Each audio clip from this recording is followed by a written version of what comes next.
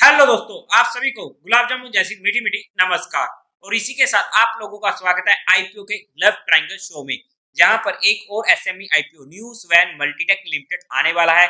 और ये IPO open होने वाला है 11 जनवरी को, जिसके बारे में हम आज इस वीडियो में इस कंपनी का पूरा कच्चा चिट्ठा खोलने वाले हैं, बेसिक से लेके एडवांस तक। अगर मैं स्टार्टिंग में इसमें अपने पर्सनल डिसीजन की बात करूं फॉर एजुकेशन पर्पस, तो ऑलमोस्ट सर्टन है कि मैं इस आईपीओ को इजीली रिटेल कैटेगरी में अप्लाई कर दूंगा, क्योंकि हम एसएमई आईपीओ को सिर्फ रिटेल कैटेगरी में अप्लाई करते हैं। तो यहाँ पर हम अगर एचएनआई कैटेगरी में अप्लाई करना भी चाहते हैं तो वहां पर हमें काफी बड़ी अमाउंट लगानी पड़ती है, क्योंकि यहाँ पर एचएनआई में हमें प्रोपोर्शनेट बेसिस पर कोई भी आईपीओ अलॉट होता है। मतलब कि अगर एक आईपीओ का साइज 1 लाख रुपए का है और वहां पर वो 100x सब्सक्राइब हो जाता है, तो हमें 1 करोड़ की एप्लीकेशन लगानी पड़ेगी सिर्फ एक लोट लेने के लिए। तो ऐसे में अगर कोई आईपीओ 500x तक सब्सक्राइब हो जाए, जैसा कि आजकल हमें एक नॉर्मल एसएमई आईपीओ जो काफी अच्छा होता है उसमें इतनी सब्सक्रिप्शन तो देखने को मिल ही जाती है, तो वहां पर हमें अगर 5 करोड़ की एप्लीकेशन लगाएंगे तो वहां पर जाकर हमें एक लोट मिलेगा। इसीलिए ही हम एसएमई आईपीओ को सिर्फ और सिर्फ रिटेल कैटेगरी में अप्लाई करते हैं, और जहां पर purely on purely luck factor चलता है। बाय द वे, मैं इसे अप्लाई करने का प्रोग्राम क्यों कर रहा हूँ वो आप लोगों को इस वीडियो में पता लग जाएगा। क्या रीजंस हैं, क्या मेरा इसमें माइंडसेट है और क्या मेरा रिस्क फैक्टर बैठता है। तो अभी से इस वीडियो को लाइक और चैनल को सब्सक्राइब कर दीजिएगा। अगर हम कंपनी की बात करते हैं बेसिकली, तो 2014 में ये कंपनी इनकॉर्पोरेट हुई थी।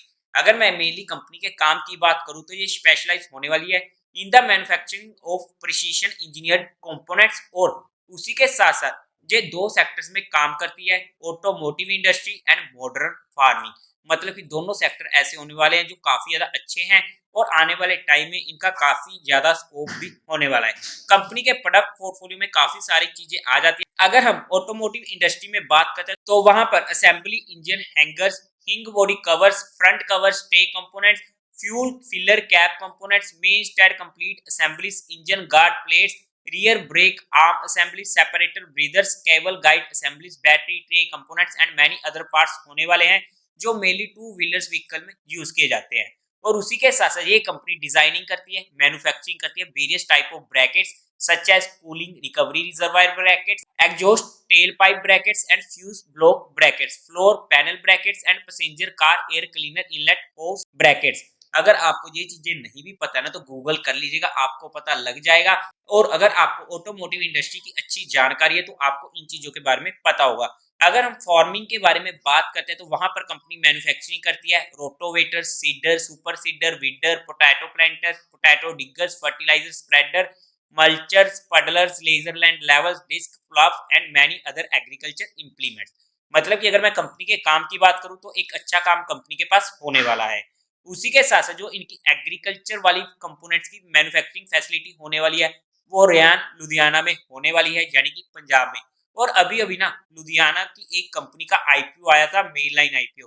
मुझे कमेंट में बता दीजिएगा कि वो कौन सा आईपीओ था, और हमें इतना मजा नहीं आया जितना कि हमें उसमें मजा आना चाहिए था। और उसी के साथ साथ ऑटो पार्ट्स की अगर हम मैन्युफैक्चरिंग फैसिलिटी की बात करते हैं तो वो होने वाली है अहमदाबाद में, गुजरात में। अगर हम 30 सितंबर 2023 के अकॉर्डिंग बात करें तो कंपनी के प्रोडक्ट पोर्टफोलियो में 300 SKUs of agriculture equipment and auto parts होने वाले हैं। ऑटोमोटिव इंडस्ट्री में जो कंपनी के कस्टमर बेस होने वाले हैं उनमें आ जाता है Honda motorcycle, scooter India, MG motor and Mahindra. मतलब कि अच्छे खासे नाम हमें देखने को मिल रहे हैं। और उसी के साथ साथ कंपनी अपने एग्रीकल्चर इंप्लीमेंट्स को 200 डीलर्स को सप्लाई करती है इन 11 इंडियन स्टेट्स, जिनमें आ जाते हैं पंजाब, राजस्थान, जम्मू कश्मीर, कर्नाटका, तमिलनाडु, हरियाणा, उत्तर प्रदेश, मध्य प्रदेश, बिहार, झारखंड एंड महाराष्ट्र। अगर हम ओवरऑल में काम की बात करते हैं तो वहां पर हमें कोई भी दिक्कत देखने को नहीं मिल रही है। अगर हम कंपनी के टाइम टेबल की बात करते हैं तो 11 जनवरी को ये आईपीओ ओपन होने वाला है, क्लोज होगा 15 जनवरी को, अलॉटमेंट होगी 16 जनवरी को, रिफंड मिलने शुरू हो जाएंगे 17 जनवरी से, आपके अकाउंट में क्रेडिट हो जाएंगे इफ अलॉटेड 17 जनवरी को, और इसकी टेंटेटिव लिस्टिंग डेट होने वाली है 18 जनवरी। अगर हम कुछ अदर डिटेल्स की बात करते हैं तो फेस वैल्यू रहने वाली है 10 रुपीज पर शेयर की, प्राइस बैंड रहेगा 62 से 66 रुपीज का, हमें तो अप्लाई करना है 66, यानी कि cut off price, because J IPO easily over subscribe होने वाला है। लोट साइज रहेगा 2000 शेयर्स का। टोटल इशू साइज है 33.11 करोड़ का, एक डिसेंट सा एसएमई आईपीओ का साइज होने वाला है, कोई दिक्कत नहीं है, जो कि पूरा का पूरा होने वाला है फ्रेश इशू। बीएससी के एसएमई पर ये लिस्ट होने वाला है। अगर हम इसके कोटा की बात करते हैं तो वहां पर क्वालिफाइड का रहने वाला है 50% का, रिटेल कैटेगरी में 35% का और एचएनआई में 15% का रहने वाला है।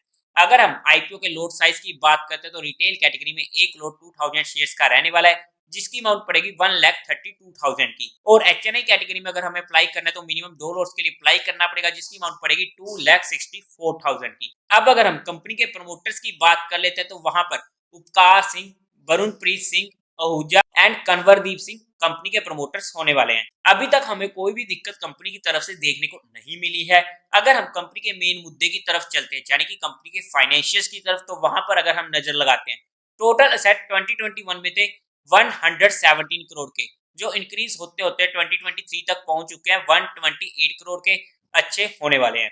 रेवेन्यू की बात करते हैं, 2021 में था 149 करोड़ का, जो नेक्स्ट ईयर डिक्रीज हुआ हल्का सा, बट फिर से नेक्स्ट ईयर 151 करोड़ का हमें देखने को मिल रहा है।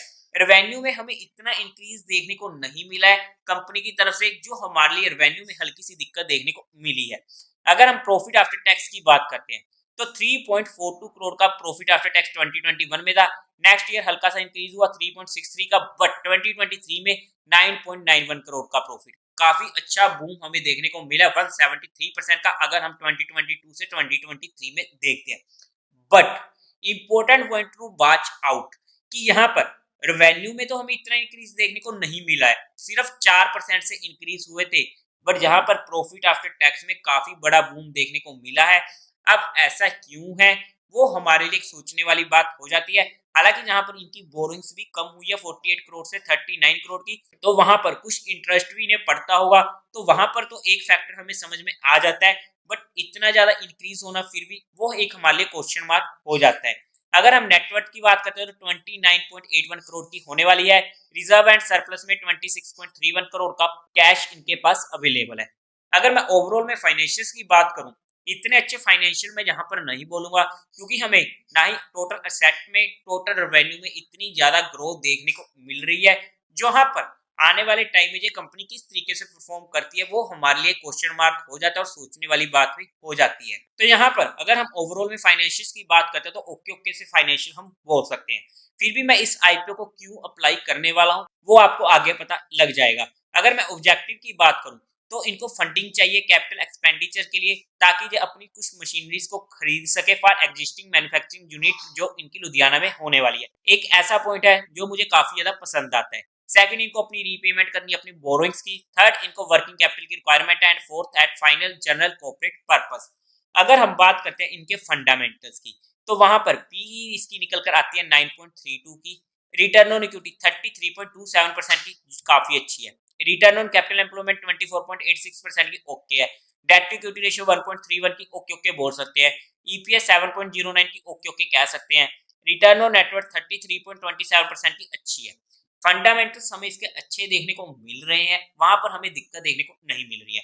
बट अगर हम जहां पर पीयर टू पीयर कंपैरिजन में चेकआउट करने की कोशिश करते हैं तो वहां पर कुछ कंपनीज आ जाती है, जैसे कि सनसेरा इंजीनियरिंग जिसका पी है 34.62 का, एंड्योरेंस टेक्नोलॉजी जिसका पी है 47 का, जेबीएम ऑटो लिमिटेड 135 का पी। अगर हम इसके पीयर टू पीयर में जाकर देखते हैं तो वहां पर ये अपने पीयर कंपटीटर से काफी ज्यादा सस्ती हमें देखने को मिल रही है। और अगर मैं वैल्यूएशन वाइज भी बात करूं ना कंपनी की, अकॉर्डिंग टू इस 2024 फाइनेंशियल ईयर डाटा, तो इस कंपनी ने हमारे लिए जहां पर एक लिस्टिंग का स्कोप छोड़ा है, वैल्यूएशन वाइज ये आईपीओ ठीक ठाक वैल्यूएशन पर आ रहा है। इतना सस्ता तो नहीं आ रहा है, बट हाँ यहाँ पर इतना महंगा भी नहीं आ रहा है कि हमें दिक्कत हो। तो इस वजह से मैं इस आईपीओ में थोड़ा सा इंटरेस्टेड हुआ हूँ। अगर यहाँ पर हमें इनके फाइनेंशियल में दिक्कत देखने को मिली तो वहां पर कंपनी ने उस अकॉर्डिंग अपनी वैल्यूएशन लगाई है, जिसकी वजह से मैं सिर्फ और सिर्फ इस आईपीओ में एक्साइटेड हुआ हूँ थोड़ा सा। बट अभी मेरा कोई फाइनल डिसीजन नहीं बना है, क्योंकि फाइनल डिसीजन बनेगा एट लास्ट में किस तरीके से हमें इसमें सब्सक्रिप्शन देखने को मिलती है। उस बेस पर जो भी मेरा फाइनल डिसीजन होगा मैं आप लोगों को अपडेट कर दूंगा टेलीग्राम चैनल पर। टेलीग्राम चैनल का लिंक आपको डिस्क्रिप्शन में मिल जाएगा, या फिर आप direct marquee love affair search करके वहां से भी ज्वाइन कर सकते हैं। अगर मैं इस कंपनी के जीएमपी की बात करूं तो आज के टाइम पर 56% के करीब का देखने को मिल रहा है, एक अच्छा जीएमपी भी हमें देखने को मिल रहा है। उसी के साथ साथ अगर आप लोगों को म्यूचुअल फंड में कोई भी हेल्प चाहिए हो, जहां आप लोग चाहते हो कि हम आपकी म्यूचुअल फंड में पैसा मैनेज करने में आपकी हेल्प करें according to your needs, according to your goals, according to your risk, तो आपको डिस्क्रिप्शन में मेरा नंबर मिल जाएगा, आप मुझसे कांटेक्ट कर सकते हैं, आपकी क्वेरी को जल्दी से जल्दी सॉल्व कर दिया जाएगा। बट यहाँ पर इस वीडियो में हमने किसी भी तरीके की कोई इन्वेस्टमेंट टिप या एडवाइस नहीं दी है, जहां पर हमने सिर्फ और सिर्फ कंपनी को एजुकेशन पर्पस स्टडी करने की कोशिश की है। अब आप लोग इस वीडियो को देख लीजिएगा, समझ लीजिएगा, फिर अपने माइंडसेट के अकॉर्डिंग अपने रिस्क रिवॉर्ड रेशियो को एनालिसिस करते हुए अपने फाइनेंशियल एडवाइजर से कंसल्ट करके कोई फाइनल डिसीजन बनाइएगा। तो देवी और सज्जनों, उम्मीद है आप लोगों को ये वीडियो अच्छी लगी होगी, तो इस वीडियो को लाइक कीजिएगा, शेयर कीजिएगा और साथ ही साथ चैनल को सब्सक्राइब करें। हर हर महादेव।